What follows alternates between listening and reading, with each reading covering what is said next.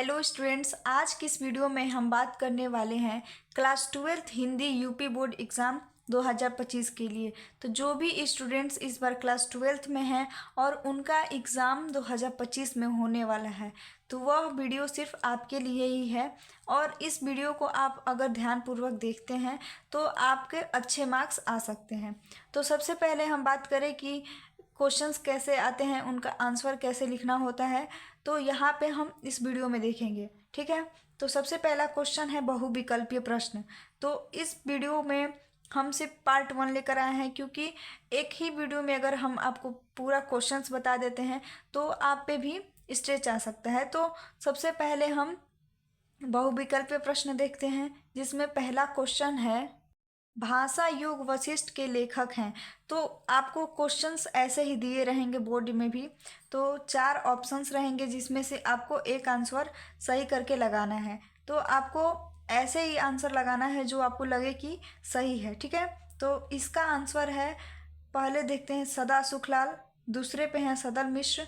तीसरा है राम प्रसाद निरंजनी। और चौथा है इंशाअल्लाह खां। तो आपको इसमें देखना है कि कौन सा आंसर इसका सही होगा, उसके हिसाब से हमें आंसर को लगाना है। ठीक है, तो इसका आंसर होगा राम प्रसाद निरंजनी, यानी कि ऑप्शन नंबर 3। ठीक है, अगला क्वेश्चन है अष्टयाम के रचयिता हैं। आपको दूसरा क्वेश्चन क्या दिया है कि अष्टयाम के रचयिता हैं।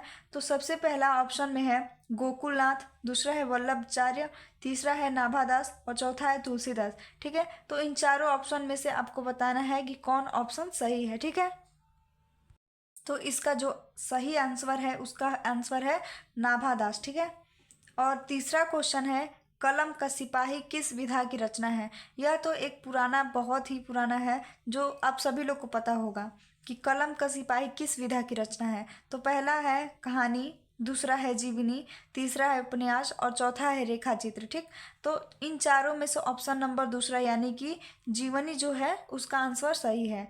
और अगला क्वेश्चन है आवारा मसीहा की रचना विधा है। तो इसमें भी इसका विधा पूछा है। तो इसका पहला आंसर जो था कलम का सिपाही, वो जीवनी, और आवारा मसीहा की रचना विधा है। तो इसमें इसका आंसर होगा स्मरण, या जीवनी, या रेखाचित्र, या आत्मकथा। तो इन चारों ऑप्शन में से आपको बताना है कि कौन सा ऑप्शन सही है। तो इसका भी आंसर होगा दूसरा, यानी कि जीवनी। ठीक है, तो आपको इसमें ऑब्जेक्टिव में 5 क्वेश्चन दिए रहेंगे गद्य से, और ऑब्जेक्टिव 5 क्वेश्चन दिए रहेंगे पद से। तो टोटल मिला के आपके 10 ऑब्जेक्टिव क्वेश्चन आते हैं। तो यहाँ पे हम बस 4 ही ऑब्जेक्टिव आपको दिखाए हैं।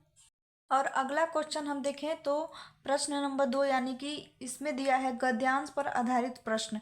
यानी कि आपको इसमें से गद्यांश में से 10 नंबर के क्वेश्चंस आते हैं, और अगर आप उनमें पाँचों क्वेश्चन सही कर दिए तो आपको 10 नंबर मिल जाते हैं। 5 क्वेश्चन दिए रहते हैं, जो कि 10 नंबर का रहता है गद्यांश से। ठीक है, तो आपको चैप्टर वाइज तैयार करना पड़ेगा कि कौन से चैप्टर से ज़्यादा चांस रहता है आने के लिए। तो वैसे तो आप सारा ही चैप्टर पढ़ लीजिएगा, लेकिन अगर ध्यानपूर्वक देखें तो राष्ट्र का स्वरूप, अशोक का फूल और रॉबर्ट नर्सिंग होम में, ये तीनों चैप्टर को आप अच्छे से पैराग्राफ के हिसाब से पढ़ लीजिएगा। ठीक है, क्योंकि इन चैप्टर में से बहुत ज़्यादा चांस रहता है कि इन्हीं में से पूछता है। ठीक है, तो आप पैराग्राफ के हिसाब से पढ़ेंगे तो उसमें लाइनिंग करके दिया रहता है। अगला वीडियो हम इसके लिए ही बनाएंगे। तो इस वीडियो में सिर्फ मैं आपको बताऊंगी कि कौन से क्वेश्चंस पूछे जाएंगे। क्वेश्चन नंबर तीसरा है लेखक का जीवन परिचय।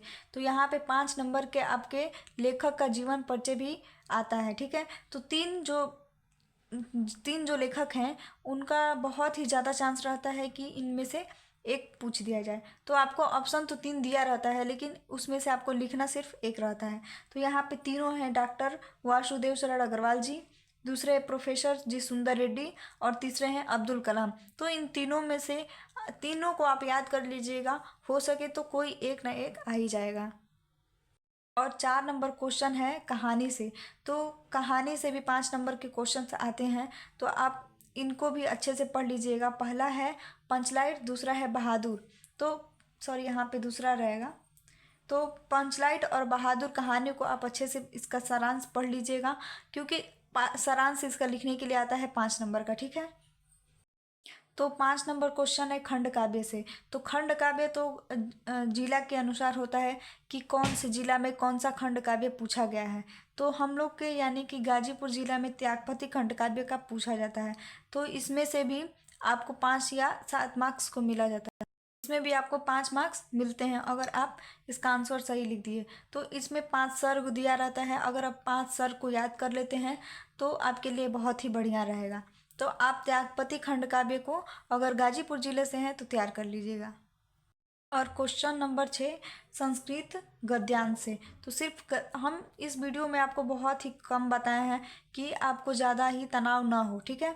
तो गद्यांश में आप देखें तो संस्कृत भाषा महत्व यानी कि पहला चैप्टर यानी कि पहला है संस्कृत भाषा या महत्वम और दूसरा है जातक कथा। तो इन दोनों में से चांस रहता है कि इन में से पूछा जाए, ठीक है। तो अगला पार्ट हमारा कल आएगा, तो पहले आप इसको क्लियर कर लीजिए, ठीक है। Thank you.